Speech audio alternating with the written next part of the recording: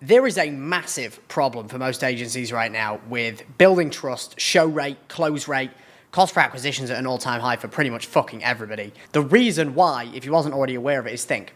AI is taking over. Everybody's starting running an AI agency all of a sudden, which I could be to blame for some of that with the free course that I launched.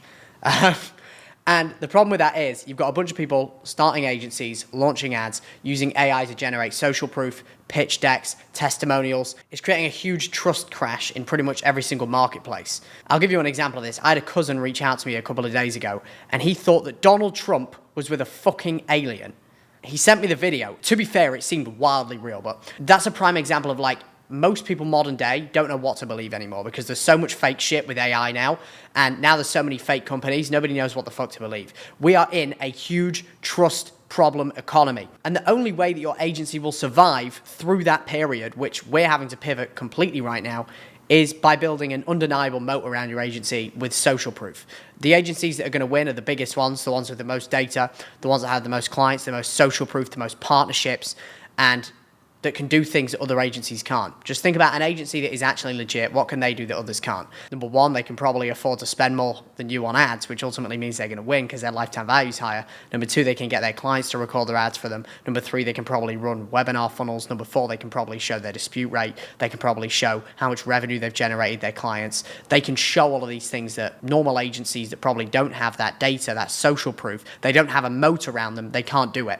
That's why you need to learn how to sell people before the sales call and give yourself a kick in the arse and figure out what the fuck you can do to solve your cost per acquisition problem, which I think all of us have been facing. Now, to give you the fundamental principles of why you should listen to me, number one, my agency does $3 million a year, documented everything. I've helped over 10 people get to 100K a month and counting. My agency, Pinpoint Scaling, has been consistently doing 6 figures a month for the last year or so. I also help agencies do the same thing. We have about 30 to 35 5-star Trustpilot reviews. Here's my social proof. I make these videos for 3 key reasons. Status, because we all have a natural human need to feel important. Network, I want to connect with cool people doing cool shit. And so you work with me as well. I know that if I provide value for you on the front end, even though I'm withholding a fair amount of information from this, you're going to want to pay me money to learn more, okay? Now, first off, why do people even buy? What are the fundamentals of somebody actually buying your shit? Now, chances are for most people here, you're probably acquiring clients in one of 2 ways. Cold outreach or paid ads. I assume most people are running paid ads. Now, the cycle of somebody buying your stuff is first they show intent. Whenever you think about these stages, by the way, if somebody's showing intent, opting in on a funnel, displaying interest and saying yes to a cold outreach message to book a call, they are showing intent. And it's important that you put yourself in their mind at that time, because most of you probably think people sign up on your ad and immediately think, oh, this is great, I'm going to buy you that thing, when that's not the case whatsoever. What they're probably thinking is, oh, I have this problem, seems interesting. Even though 90% of the people that opt in on your ad have no intention whatsoever of buying, they just resonate with your message. They resonate with the fact that you probably said, you make no fucking money. Your acquisition is inconsistent, whatever that problem may be that you're solving. Now, it's important for you to understand that, because if you go into this with the assumption that all of these people are going to buy, you're leaving easy money on the table. Because if you look at, there's 2 key metrics that we're looking at here, what we call drop off in the funnel, or 3. You've got people that show intent but don't book. That's your lead to booking percentage. Now, for most agencies, gold standard is around 50%, meaning 50% of the leads that show intent don't book. And you can increase that tremendously, and I'll give you a rundown as to how in a minute. Now, those people that do book a call, again, like majority of them are not going to be thinking, yeah, I'm immediately going to buy this thing. They're probably like, yeah, I'll learn more about this. Fuck it. This is a painful problem for me. I want to learn more about it. Then out of those 50% that book, 50% aren't going to show, strictly because they get busy, it's not urgent. And I'll tell you the biggest reason why people don't show, because we track this across the agencies that I work with, because they don't have highly believable reasons on why they need to do this now. There's no urgency. It's kind of like the fat person who knows they need to lose weight, but they know they're not fat enough to be terminally ill. What do? They usually just wait until the pain is high enough for them to take action. Some people, most people who end up losing weight at that stage, usually go all the way until them being on a bed and then being diagnosed by their doctor and saying, if you don't figure this out, then you're going to die in the next year. And that's what forces them to take action, because the pain of their current state far outweighs the perceived pain of them taking action in the direction that they need to go, okay, in terms of their current state. Somebody shows up and they're probably there thinking, I think this can solve my problem. And then out of those 70% that don't close, they probably, again, don't have highly believable reasons to take action now. So how do we solve these problems and in turn get more through the funnel? So if I just show you the impact that having like pre-sales assets and dialing these things in is going to have on your bottom line. Let's say, for example, your program's 6K for 90 days, your average retain is 2K, your churn's 10%, you have 50 active clients. Let's say you spent 5K on ads this month, okay? You've got a $50 CPL, your lead to intro percentage, lead to booking is 50%. Or let's say your lead to booking is like 80% target, right? Which realistically you can get up to with the right pre-call nurture sequences and things like that we're going to get into in a minute. Show rate, let's say your goal is 75%. Say disqualifying 25%. If you're running a 2-call process, let's say your intro to demo percentage is like 70%, and then people that show to the demo is like, should realistically be like 90%, okay? Close rate is 30%, upfront cash is 40%. Now, with these metrics, you'd be projected to spend 5K and collect 27K in new cash with 11 new clients signed. Now, if we realistically look at what your numbers probably look like, it's probably gonna be more along the lines of, say you spend the 5K as normal. Number of leads, let's say it's exactly the same. Intros booked, let's say realistically 50 of those booked with a 50% lead to intro percentage. Show rate, let's say 25 show with a 50% show rate. Let's say you DQ like 7 of them, 30% DQ rate. And then out of those 25, as we mentioned, 7 are DQ. Let's say 10 of them book, 40%, okay? And then demo call show, let's just keep everything exactly the same. Let's say your show rate is 90%, which means 9 out of those 10 sign up. Let's say your close rate is exactly the same. So let's say you close 3 people. If anything, your close rate is actually higher here. And then cash collected. If you're doing 40% cash collected on a 6K offer, yeah, you're looking at 7,200 up front, okay? Point being here, you would collect an additional 50K in new, or 20K in new cash and sign an additional 8 clients with these metrics alone. If you could literally just fix your lead to intro, your show rate, your intro to demo, and all of that is done by pre-selling people before the sales call. Again, we've already gone over the fact that the reason a lot of people don't go through each of these stages is because, number one, they don't have highly believable reasons to do so. There's no urgency. Number two, they haven't been educated at the level that you should have educated them. And number three, your follow-up sequences are fucking terrible, okay? I break these down into 4 key buckets that you need to fill up as much as possible. They're going to increase the likelihood that you get as much throughput coming from people showing intent to closing as possible. First one is value-dense communication, which is speed to lead. Now, the thing is, I've seen a lot of people, like I do consulting with a lot of people who watch my videos, and I've seen and even opted in and funnel hacked some of the people that watch my videos, to be frank with you. And the level of follow-up that most people have is absolutely terrible. Well, the first thing is speed to lead, right? You would have already heard that within the first 5 minutes, 21 times increase in the likelihood of actually booking somebody in for a meeting, which is why we need to get to them immediately. That's the first thing. That's the basics. People know they need to do it, but they don't do it. If you have a setter, go in and audit your setter speed to lead. Don't just assume. I had a call with somebody who just joined License to Scale who said, I know our show rate's really bad, nobody's booking, lead to booking's 40%, we have a setter, he's super dialed in, I have no reason why. I said, okay, go on, pull up your CRM, let's take a look at when the leads are being called. None of the leads were called for at least 30 minutes. Sometimes the magic you're looking for is in the shit that you're avoiding. He was avoiding, in this case, the truth of the fact that his setter wasn't as good as he thought he was. And he was just avoiding it out of fear of confronting that person in the first place, okay? And that was in turn losing a shit ton of money because immediately we fixed his speed to lead, his lead to booking went up to like 60%. And that's without all the other stuff, which I'm going to get into. Another thing is how you actually follow up. Now, to give you an example, when I opt in on something, half the time or majority of the time I never get any message. Almost 90% of the time I never get a call within 20 minutes, if ever, at all. And they usually just wait for you to book. And usually when I get a message when somebody follows up with me, for example, I just recently signed up on an ad just out of curiosity about this new AI tool that I was interested in buying. It was a low ticket to high ticket funnel where they got me in on a lead magnet and then they ascended me into like a high ticket program on AI and things like that, which I'm always curious about. You know, I always want to make sure that we're doing the best things that we can in our agency and in License to Scale. So I was curious to see what other people had when it comes to building out AI infrastructure, AI agents. His selling point was like, okay, we can automate your financing. They'll do all of it. They'll essentially replace your accountant. Nonetheless, what do you think his initial message said? Hey, John, saw you opted in on our ad. You free for a call? 2 hours later, the message was 3 words. Quick follow-up with an exclamation mark. 2 hours later, the next message. Hey, John. Hey, Cameron, did you get my text? Do you think I want to respond to that shit? Of course I don't. So, one thing that I would encourage you to do is actually go through your funnel as if you were a consumer and think, what the fuck do you think a consumer thinks about your follow-up? Chances are it's probably shit. Now, an example of a good follow-up where we have value density in our communication, okay? We want to make our communication and our content as dense with value as humanly possible. People are busy. They do not have time to watch your shit, respond to your messages, look at your videos, look at your VSL. It needs to be as dense with value as possible. So in our initial text, what do we send? We send, hey John, saw your biggest constraint was X. We have a qualifying question on the opt-in form that says, what's your biggest constraint? Is it sales and marketing, fulfillment, retention, team and operations, or mindset? Then we have an if-else statement. We have conditional logic that says, okay, if they say this is the problem, send this, etc., etc.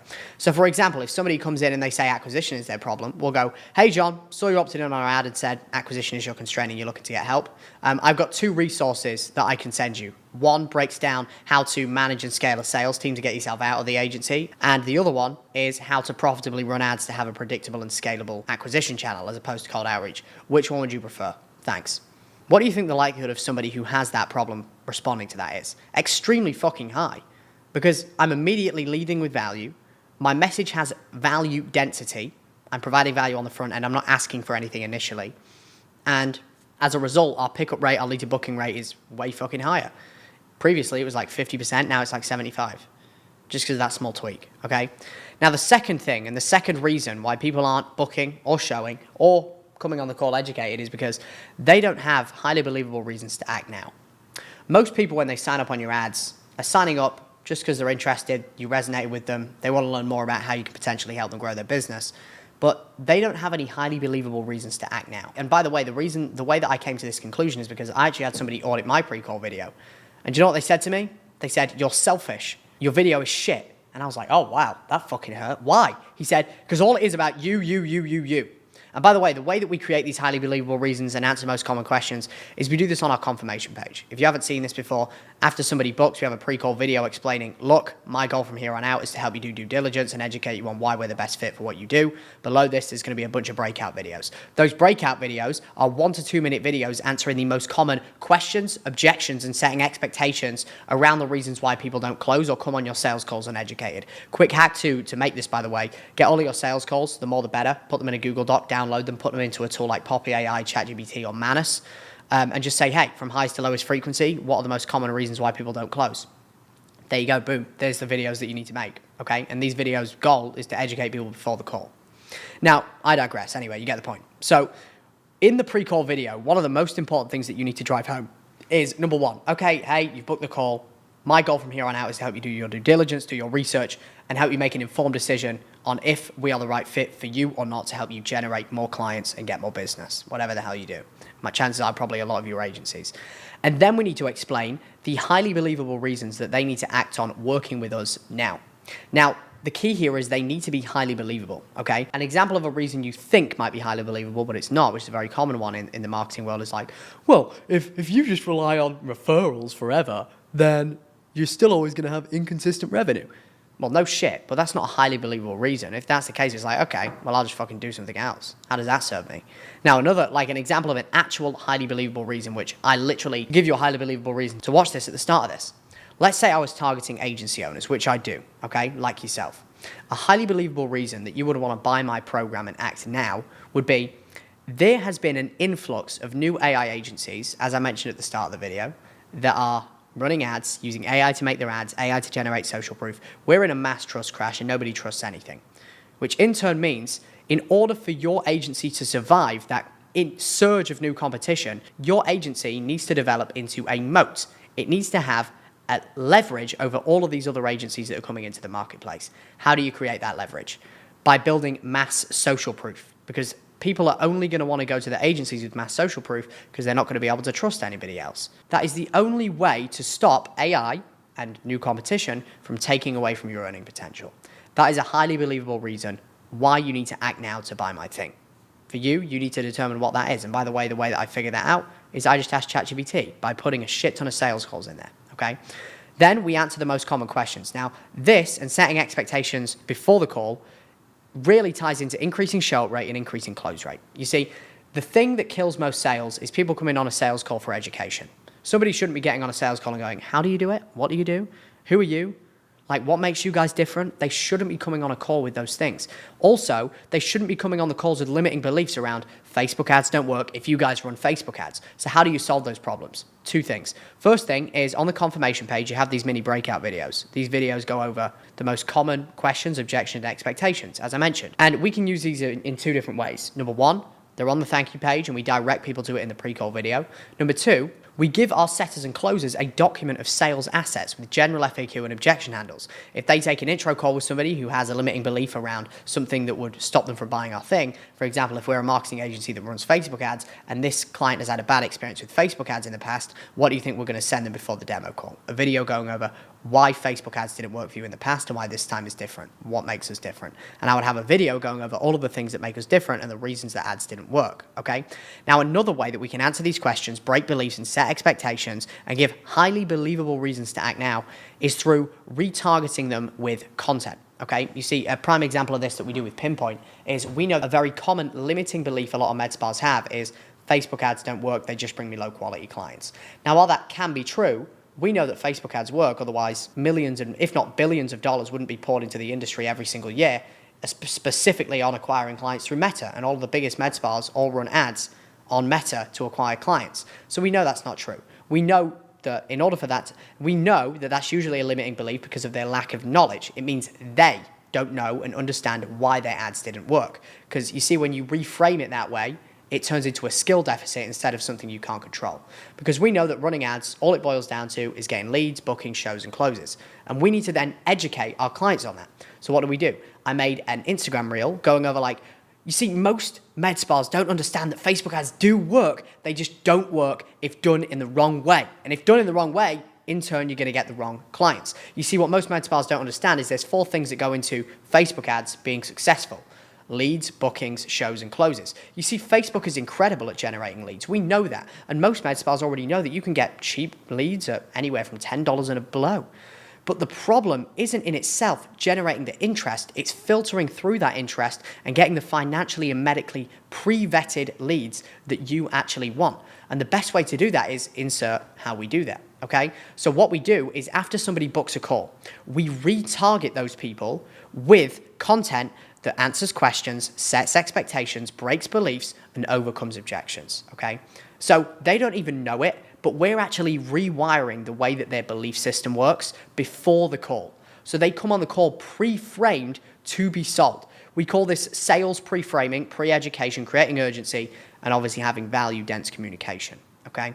So I hope this helps, but these are just a couple of levers that we've pulled to drastically increase our show rate, close rate, overall trust rate on our sales calls, and response rate and lead to booking rate too, which in turn means more throughput in the funnel, more money for you, and the lower the likelihood of you getting fucking ran over by all these people starting new agencies. And if you want to learn more about this, you want all the snapshots, the SOPs, you know it's Find Me. Check the link below this video. Ciao.